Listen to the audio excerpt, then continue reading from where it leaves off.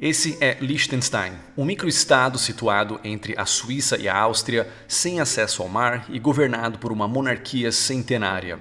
Se você nunca tinha ouvido falar deste país, só pelo que ouviu agora, provavelmente está pensando que vou falar de um país europeu mais pobre que o Brasil.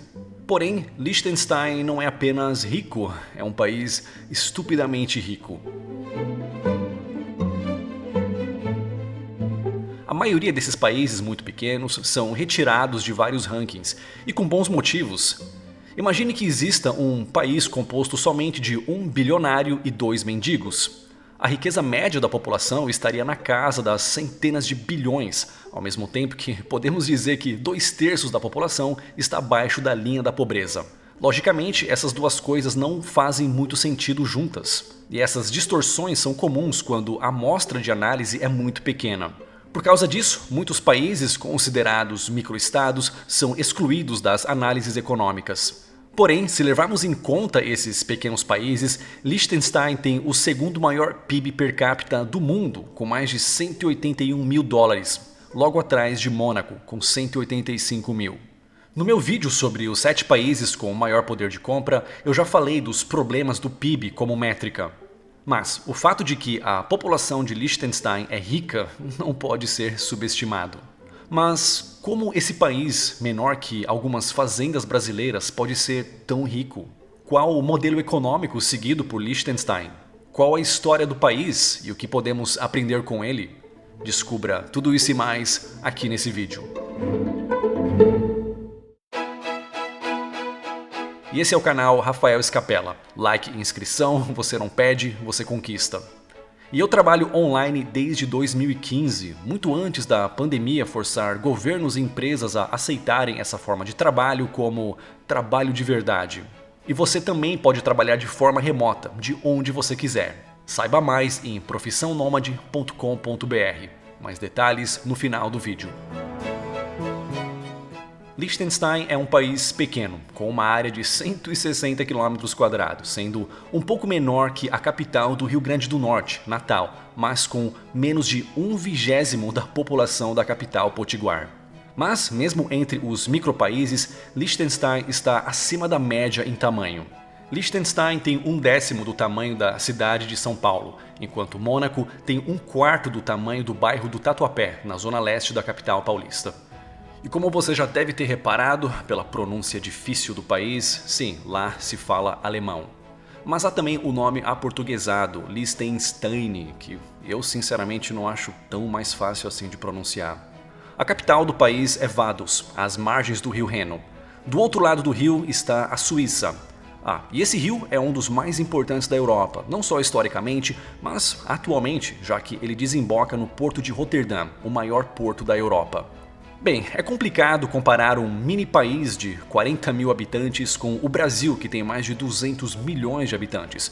De fato, como mencionado, Liechtenstein nem sempre aparece em muitos índices, justamente por causa disso. Mas essa é uma micronação dentro do espaço econômico europeu, um aglomerado de países com mais de 400 milhões de habitantes, ou seja, o dobro da população do Brasil, e onde há livre circulação de bens e pessoas. Então seria errado pensar em Liechtenstein como uma ilha isolada. Seria mais fácil compará-lo a um município, digamos, com fronteiras abertas a quem vem de outros estados, mas com alto grau de autonomia. Será que aqui teríamos algo a aprender sobre descentralização e autonomia de estados e municípios? Liechtenstein não faz parte da União Europeia, e nem do euro, eles usam o franco suíço. Mas o país é parte da Associação Europeia de Comércio Livre. Além de Liechtenstein, só há mais 3 países que fazem parte desse clube: a Suíça, Noruega e Islândia. E como eu disse, o país é parte do espaço econômico europeu. E eu sei, pode ser meio confuso. Digamos que há várias associações de países na Europa. Alguns países participam só de uma dessas associações, outros não participam de nenhuma e alguns participam de todas. Mas como um país tão minúsculo pode ser tão rico? Para entender isso, temos que voltar até a formação do país. De forma muito resumida, o território onde hoje seria Liechtenstein era parte do Império Romano. Logo após a queda do Império, o país adotou o sistema feudal como o resto da Europa. Assim como seus vizinhos, Liechtenstein fez parte do Sacro Império Romano-Germânico. E só por curiosidade, esse nome, Sacro Império Romano-Germânico, é um nome moderno. Eles se intitulavam Império Romano, mas para diferenciar do Império Romano que todos conhecem, esse nome foi adotado. A família que hoje governa Liechtenstein era composta de nobres desse império. Porém, sem terras para governar, eles não faziam parte do que hoje seria uma espécie de parlamento, onde os senhores de terra se reuniam para sugerir leis para o rei. Porém, em 23 de novembro de 1719, Anton Florian comprou o território de Liechtenstein, tornando ele um principado e finalmente sendo elevado a estado membro do Sacro Império Romano-Germânico. Por causa disso, Liechtenstein é governada até hoje por príncipes e não por um rei. Não que isso faça muita diferença, mas apesar de se tornar um principado, nenhum membro da família real pisou no território pelos próximos 99 anos, preferindo viver na capital do império, Viena. Com a derrota contra Napoleão em 1805, Liechtenstein participou de algumas confederações, mas em 1818 foi criada a primeira Constituição de Liechtenstein, e nesse mesmo ano, o primeiro membro da família real visitou o país. Mas esse evento foi apenas uma breve visita. A família real continuou a morar na Áustria, até que em março de 1938 Hitler anexou a Áustria. Considerando que o príncipe de Liechtenstein era casado com uma mulher judia, finalmente a família real se mudou permanentemente para o país poucos dias depois. A partir daí, Liechtenstein seguiu o exemplo de seu vizinho mais bem-sucedido, a Suíça. Porém, a herança austríaca, onde a família real morou por mais de 2 séculos, está bem presente no país, sobretudo na economia. Liechtenstein não aparece no ranking de liberdade econômica da Heritage Foundation e nem no ranking da facilidade de fazer negócios do Banco Mundial. Mas a liberdade econômica experimentada pela sua população facilmente os colocaria no topo, ou muito perto dele. E esse não é um canal de economia, então não vamos falar de detalhes de cada escola econômica, mesmo porque existem várias escolas. Mas, apenas como exemplo, existe a escola marxista de economia, que prega a intervenção máxima do Estado na economia, e um país que tenta seguir mais de perto essa escola atualmente seria a Coreia do Norte. Existe também a escola de Chicago, que prega uma intervenção bem reduzida na economia. E um exemplo de país que tenta seguir essa escola seriam os Estados Unidos, onde fica Chicago. E a escola austríaca de economia, que prega a maior liberdade econômica. Que se fosse dar um exemplo, diria que a Suíça seria um país famoso que mais se aproxima. E é na escola austríaca de economia que o atual príncipe de Liechtenstein baseia sua política econômica, sendo um exemplo até melhor do que a Suíça. Primeiramente, a família real recebe atualmente uns 250 mil francos suíços. Só por comparação, isso é quase metade do custo de um deputado federal no Brasil. E diferente da maioria das monarquias ao redor do mundo, esse dinheiro não vem de impostos, mas de um fundo de investimento da família real. Então, temos um país onde governantes passaram 200 anos sem sequer pisar nele e atualmente não custam nada para os bolsos dos cidadãos. E você já deve estar começando a ver a diferença. Porém, a coisa não para por aí. O amor do príncipe Hans Adam II pela liberdade vai muito além da economia. Em 2007, em uma entrevista ao jornal Handelszeitung, ele disse: "Estamos indo na direção errada. Uma expansão da influência do Estado não tem lugar no mundo globalizado. Ainda assim, conceitos nacionalistas e socialistas sobrevivem em quase todos os estados. Devemos dar adeus às ideias nacionalistas e socialistas na medida do possível e transferir mais responsabilidade para os cidadãos. Não precisamos de mais, e sim de consideravelmente menos Estado. Devemos fortalecer a vontade de exercer a solidariedade privada e fortalecer as famílias enquanto fundação da sociedade." Esse discurso não é só da boca para fora. Em 2003, o príncipe promoveu uma votação para saber se a população queria continuar sendo uma monarquia ou se queriam se tornar uma república. 2/3 do país disseram que queriam continuar com a monarquia, tanto pela liberdade que experienciaram, como uma forma de manter o príncipe dentro do país. Afinal, convenhamos, o príncipe Hans Adam II é dono de uma fortuna de 4 bilhões de dólares. Muito disso sendo composto de obras de artes, que podem ser vistas no Museu de Liechtenstein, que obviamente fica em... Não fica em Liechtenstein, fica em Viena. Não me pergunte por quê. Além disso, o príncipe ainda é dono do grupo bancário LGT, no valor de mais de 7 bilhões de dólares. No Brasil, uma pessoa assim seria vista como um explorador dos pobres e expulso do país na primeira oportunidade. Mas o povo de Liechtenstein percebeu que expulsar a riqueza do país nunca é uma boa ideia. Ainda assim, o príncipe fez questão de incluir na constituição do país uma cláusula de saída. O país tem 11 municípios, que são do tamanho de bairros minúsculos do Brasil, e se qualquer um deles quiser se separar de Liechtenstein para virar um país autônomo ou se unir a outro país, eles podem fazer isso a qualquer momento. Na verdade, essa possibilidade de separação já é uma versão diminuída da vontade original do governante do país. Ele pretendia criar uma secessão individual, onde qualquer pessoa poderia se declarar independente e não poderia mais utilizar os serviços públicos fornecidos pelo Estado, mas, em compensação, não precisaria pagar nenhum imposto para o governo. Se essa possibilidade existisse no Brasil, eu duvido muito que menos de 90% das pessoas não iriam aderir a essa proposta. Mas, em Liechtenstein, eu não teria tanta certeza. Os impostos no país são extremamente baixos.